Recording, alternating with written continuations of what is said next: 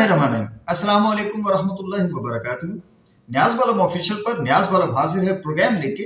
बीबी जी, बीबी जी, बालम बोलेगा, कोई बोले न बोले, बालम बोलेगा।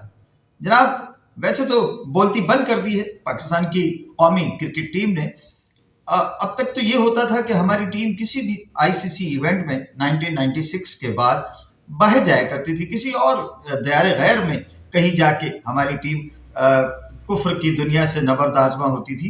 मगर इस मरतबा आईसीसी ने, जिसे मैं इंडियन क्रिकेट काउंसिल कहा करता हूँ, हालांकि वो है तो इंटरनेशनल क्रिकेट काउंसिल, इस मरतबा उन्होंने पाकिस्तान को तफवीज़ कर दी थी ये ट्रॉफी, चैंपियंस ट्रॉफी। भारत ने, पड़ोसी मुल्क है हमारा, मगर ताल्लुकात चूँकि अच्छे नहीं हैं और बिलखुसूस भारत की जानिब से एक खामखा का अनाद, एक खामखा की दुश्मनी जो है वो उन्होंने ठान रखी है, तो उन्होंने इसको पूरा पूरा बदमज़ा करने का अपना जो उनका अज़ली प्रोग्राम है वो उन्होंने उसको पूरा किया। मगर कारखाने कुदरत में पाकिस्तान को इसकी चूँकि मेज़बानी लिख दी गई थी, सो पाकिस्तान इसका मेज़बान है।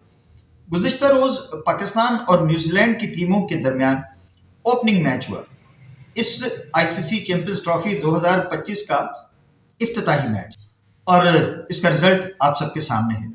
देखिए, पाकिस्तान की टीम का जब से सिलेक्शन हुआ है, सिलेक्शन का अनाउंसमेंट हुआ है, तब से पाकिस्तान में दो प्लेयर्स पे मुसलसल तनकीद हो रही थी, एक खुशदिल शाह और एक राना फ़हीम अशरफ।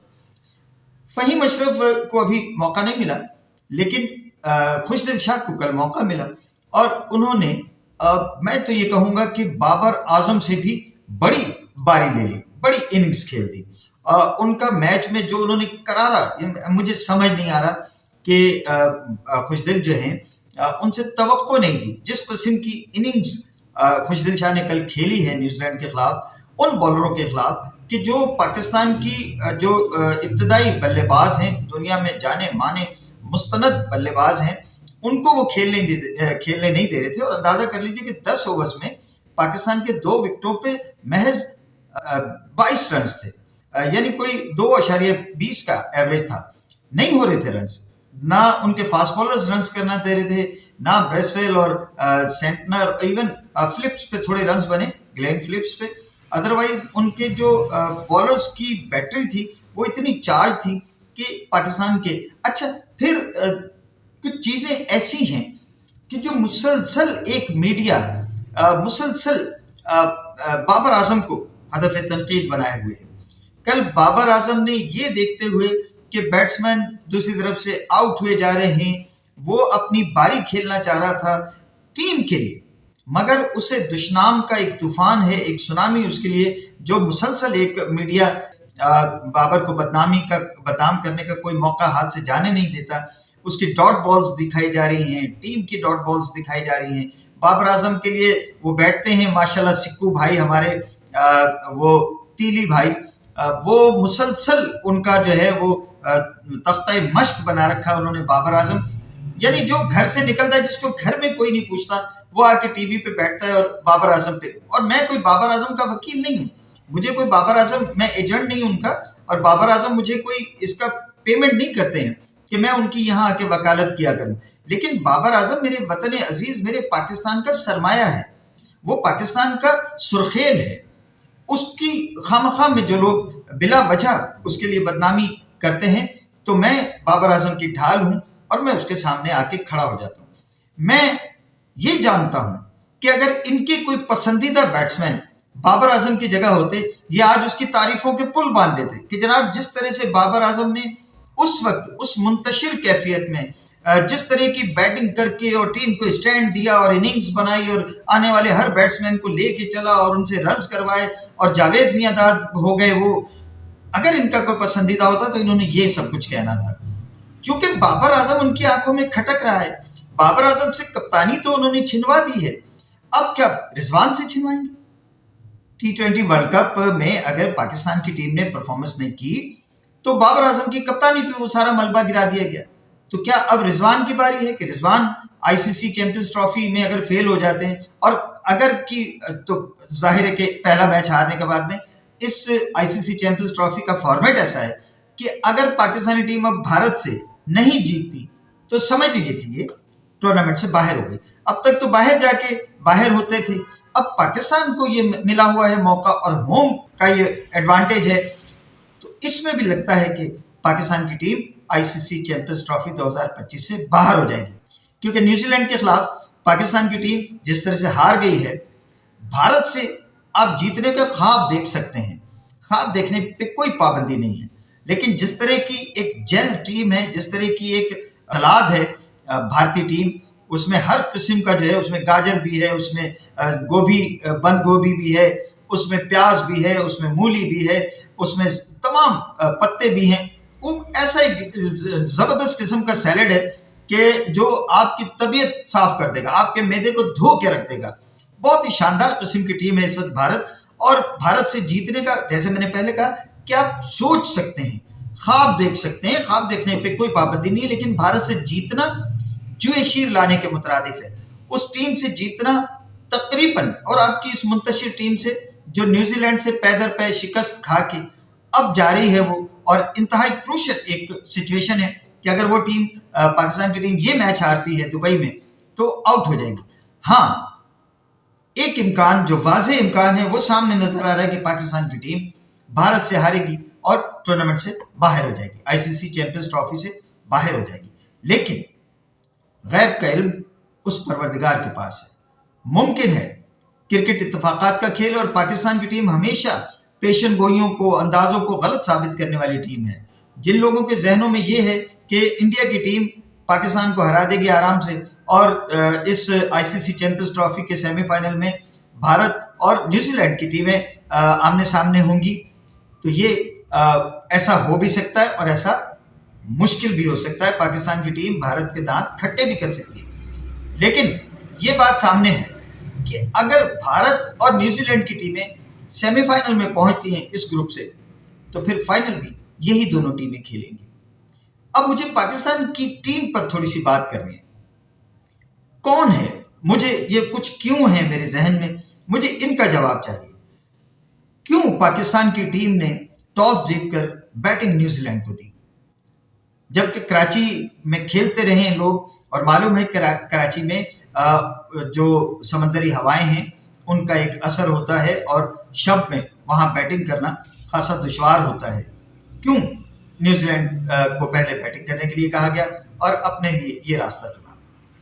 نمبر 2, فخر زمان انجرڈ ہو گئے, وہ اوپننگ کرنے نہیں آئے. سعود شکیل کو ان کی جگہ بیٹنگ پہ بھیجا. کیوں بھیجا؟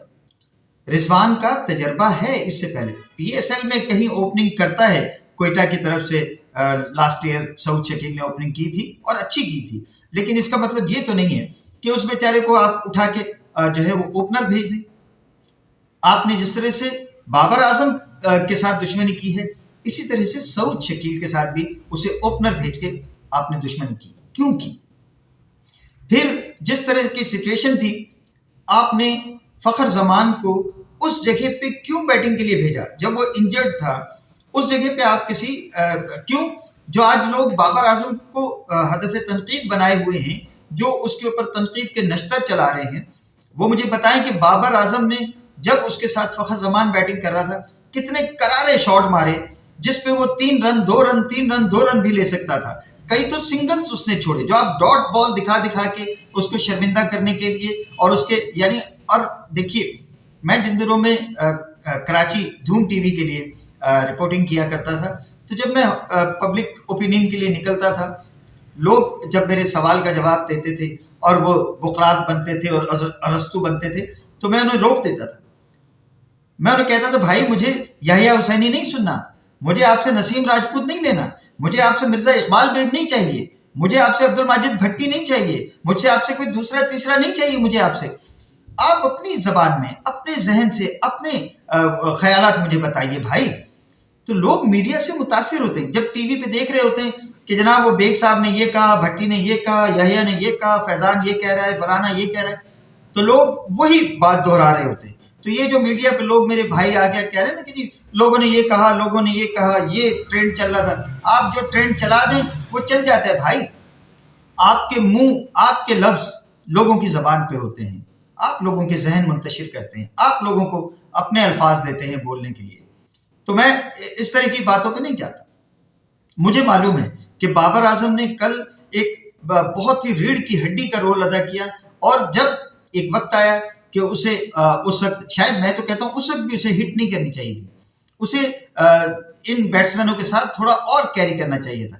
40 اوورز کے بعد جا کے پھر اسے چارج کرنا چاہیے تھا.